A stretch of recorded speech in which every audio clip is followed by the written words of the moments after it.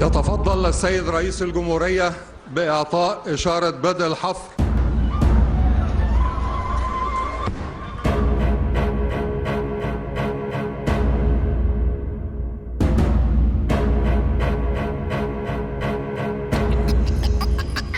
قناة السويس الجديدة ضربة قلم شديدة على وش تجار الدين والعقيدة. وعدت ونفذت يا ريس. تسلم ايدين كل اللي ساهم في انجاح الحلم ده.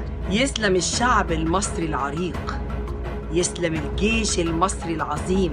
وفيت في سنة يا ريس ضربة معلم. افرح بانتصارك على الإرهاب العالمي اللي كان ضدنا في حرب افتتاح قناة السويس الجديدة. أهم حدث تاريخي في تاريخ مصر الحديث. عملنا أهم إنجاز في القرن 21، قناة السويس الجديدة. قناة السويس إنجاز وإعجاز، هدية مصر للعالم. مبروك علينا تحقيق الحلم. ألف مبروك علينا قناة السويس الجديدة. خلينا ننسى كل الضلمة اللي كنا فيها.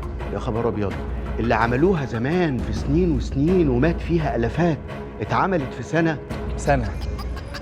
هي دي الفرحة الكبيرة، إن إحنا نقدر إن إحنا في خلال سنة نقدر نحفر قناة عشان نأكد للعالم ونثبت للعالم إن المصريين لما بيحبوا يعملوا حاجة ولما بيعوزوا يعملوا حاجة بيعملوها بكل قوة وبكل إصرار، بإمكانيات هايلة، بفترة قصيرة هايلة. في ناس راهنت على فشلها، لكنك وعدت وصدقت وديك والحمد لله نفذت. وأخيراً مصر بتفرح، وأخيراً فرحة مصر العالم كله هيشوفها.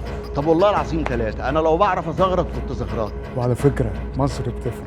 مصر بتفرح. مصر بتفرح. مصر بتفرح. مصر بتفرح. مصر بتفرح. مصر بتفرح. مصر بتفرح.